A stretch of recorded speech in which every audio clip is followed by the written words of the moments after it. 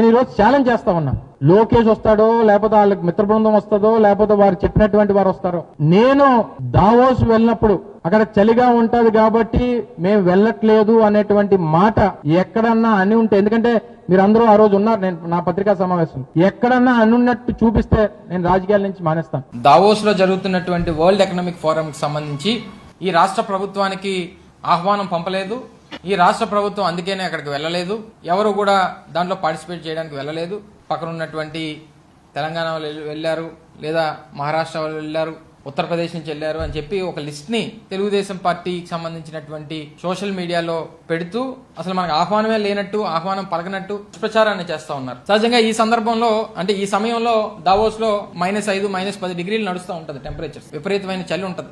సహజంగా అందరికీ అదే ఉంటది కదా. ఎన్నోళ్ళు దాదాపు 2,500 నుంచి 3,000 మంది ప్రతినిధులు ఉంటారు. ఒక సందర్భంలో అయితే ఇప్పుడు మా ఫైనాన్స్ సెక్రటరీగా ఉన్నటువంటి రావత్ గారు అక్కడ ఆ స్నో ఉన్న దాంట్లో కాలు జారి కాలు కూడా ఫ్రాక్చర్ అయ్యి దాదాపు 40-45 రోజులు అక్కడ ట్రీట్మెంట్ చేయించుకున్నారు. సాధారణంగా చలిలో ఉంటే ఎవరైనా స్నానం చేస్తామా?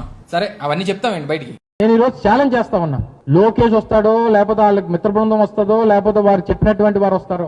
నేను దావోస్ వెళ్ళినప్పుడు అక్కడ చలిగా ఉంటది కాబట్టి మేము వెళ్ళట్లేదు అనేటువంటి మాట ఎక్కడన్నా అని ఉంటే, ఎందుకంటే మీరందరూ ఆ రోజు ఉన్నారు, నేను నా పత్రికా సమావేశం ఎక్కడన్నా అనున్నట్టు చూపిస్తే నేను రాజకీయాల నుంచి మానేస్తాను. దావోస్ లో జరుగుతున్నటువంటి వరల్డ్ ఎకనామిక్ ఫోరం కి సంబంధించి ఈ రాష్ట్ర ప్రభుత్వానికి ఆహ్వానం పంపలేదు. ఈ రాష్ట్ర ప్రభుత్వం అందుకనే అక్కడికి వెళ్ళలేదు. ఎవరు కూడా దాంట్లో పార్టిసిపేట్ చేయడానికి వెళ్ళలేదు. పక్కన ఉన్నటువంటి తెలంగాణ వాళ్ళు వెళ్ళారు, లేదా మహారాష్ట్ర వాళ్ళు వెళ్ళారు, ఉత్తరప్రదేశ్ నుంచి వెళ్ళారు అని చెప్పి ఒక లిస్ట్ ని తెలుగుదేశం పార్టీకి సంబంధించినటువంటి సోషల్ మీడియాలో పెడుతూ అసలు మనకు ఆహ్వానమే లేనట్టు, ఆహ్వానం పలకనట్టు ప్రచారాన్ని చేస్తా ఉన్నారు. సహజంగా ఈ సందర్భంలో అంటే ఈ సమయంలో దావోస్ లో -5, -10 డిగ్రీలు నడుస్తూ ఉంటది టెంపరేచర్. విపరీతమైన చలి ఉంటది. సహజంగా అందరికీ అదే ఉంటది కదా. ఎన్నోళ్ళు దాదాపు 2,500 నుంచి 3,000 మంది ప్రతినిధులు ఉంటారు. ఒక సందర్భంలో అయితే ఇప్పుడు మా ఫైనాన్స్ సెక్రటరీగా ఉన్నటువంటి రావత్ గారు అక్కడ ఆ స్నో ఉన్న దాంట్లో కాలు జారి కాలు కూడా ఫ్రాక్చర్ అయ్యి దాదాపు 40-45 రోజులు అక్కడ ట్రీట్మెంట్ చేయించుకున్నారు. సాధారణంగా చలిలో ఉంటే ఎవరైనా స్నానం చేస్తామా? సరే, అవన్నీ చెప్తామండి బయటికి.